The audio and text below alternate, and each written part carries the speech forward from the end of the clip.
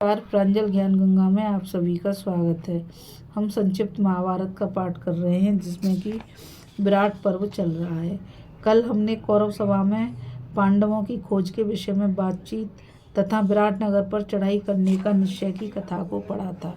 आज हम विराट और सुशर्मा का युद्ध तथा भीमसेन द्वारा सुशर्मा का पराभव की कथा को पढ़ेंगे। वैशंपायन जी कहते हैं, राजन सुशर्मा ने अपने पूर्व बैर का बदला लेने के लिए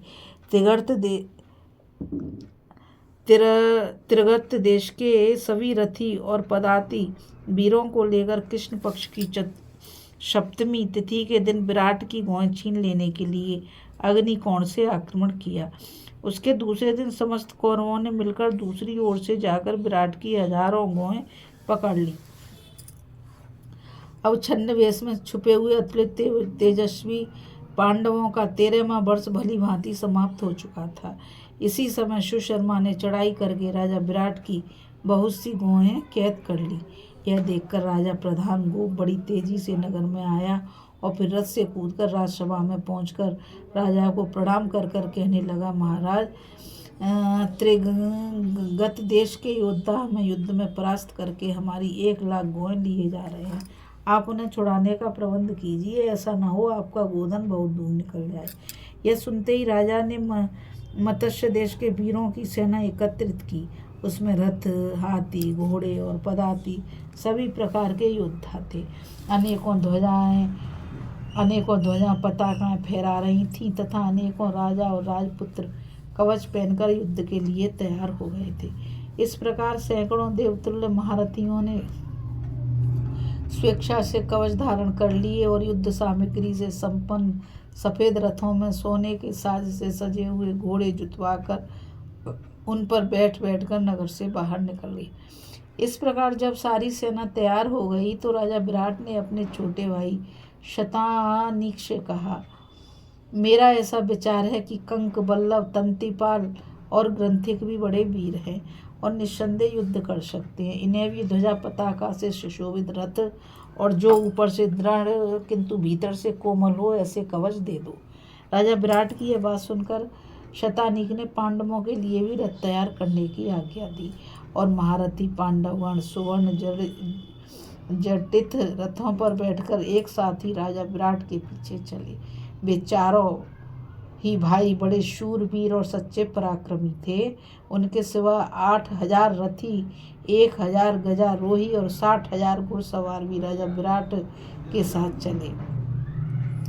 भरतश्रेष्ठ विराट की वह सेना बड़ी ही भली जान पड़ती थी। वह गौओं के खुरों के चिन्ह देखती आगे बढ़ने लगी।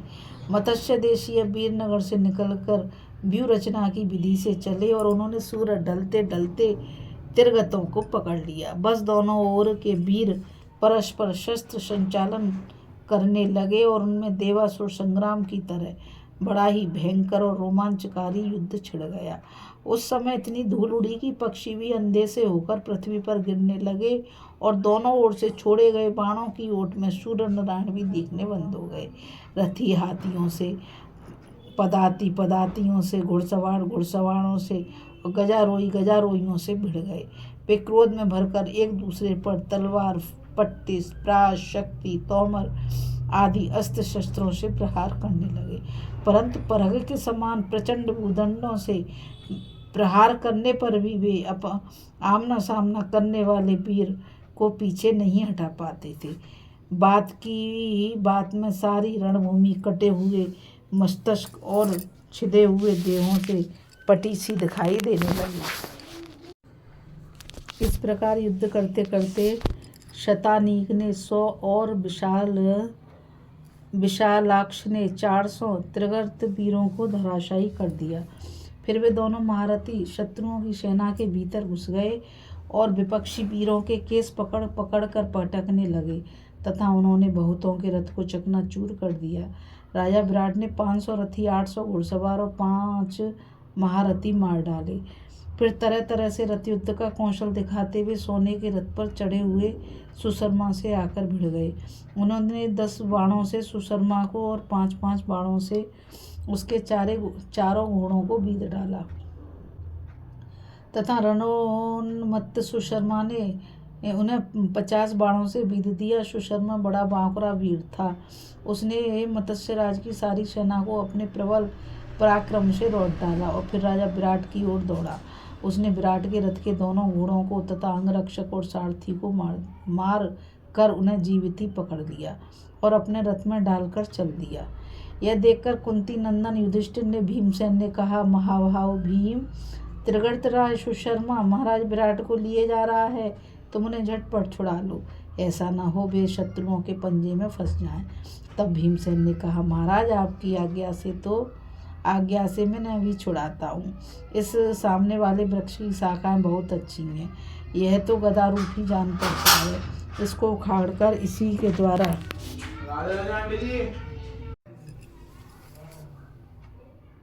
वृक्ष की शाखाएं बहुत अच्छी हैं, यह तो गदा रूप ही जान पड़ता है।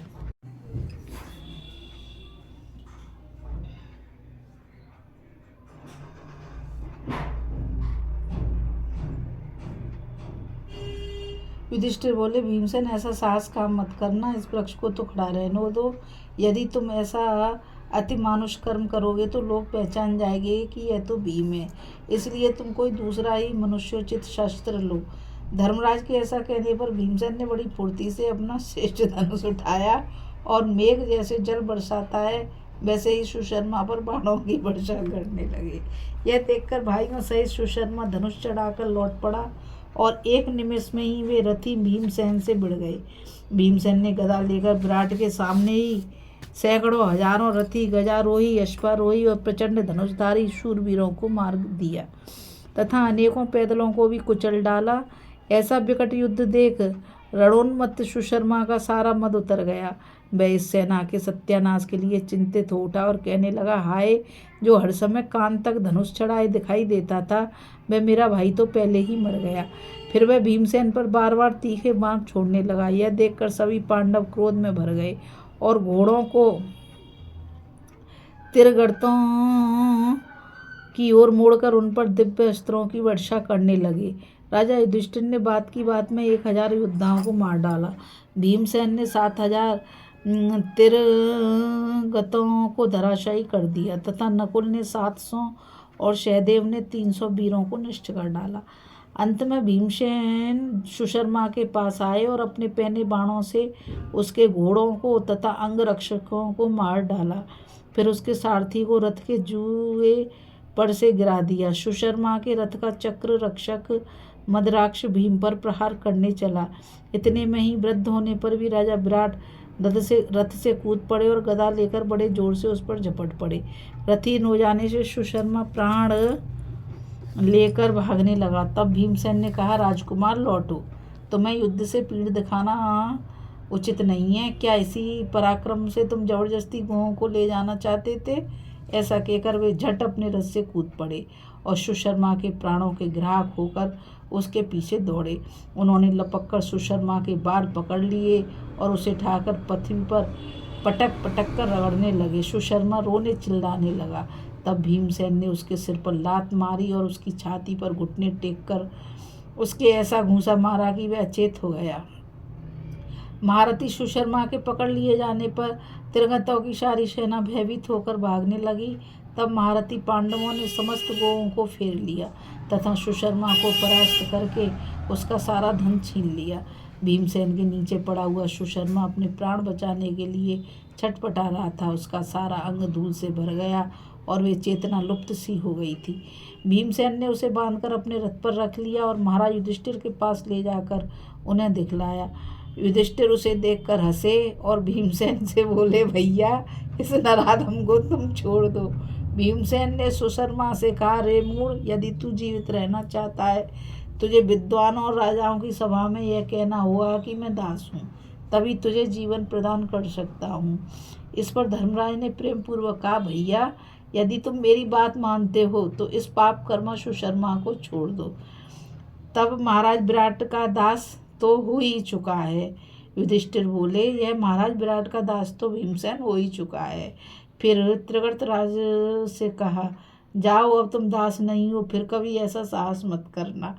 युधिष्ठिर की यह बात सुनकर सुशर्मा ने लज्जा से मुख नीचा कर लिया और जब भीमसेन ने उसे छोड़ दिया तो उसने राजा विराट के पास जाकर उन्हें प्रणाम किया।